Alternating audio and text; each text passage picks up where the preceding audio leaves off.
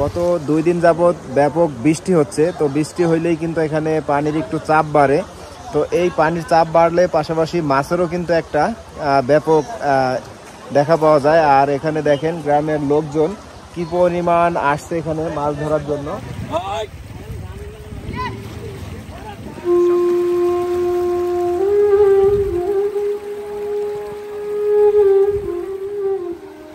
বৃষ্টির পানিতে ডুবে গেছে শত শত বিঘা ফসলের জমি। তবুও গ্রামের সহজ সরল মানুষগুলা মেতে উঠেছে মাছ ধরার আনন্দে। যশোর জেলার শার্শা থানা পাকশিয়া বাজার ব্রিজের পাশের এই দৃশ্য আপনারা দেখতে পাচ্ছেন। তো ভিডিওটি শেষ পর্যন্ত দেখতে থাকুন। গ্রাম এলাকার মানুষের জীবনযাপন এবং মাছ ধরার কিছু দৃশ্য আজকে আপনাদের দেখানোর চেষ্টা করব।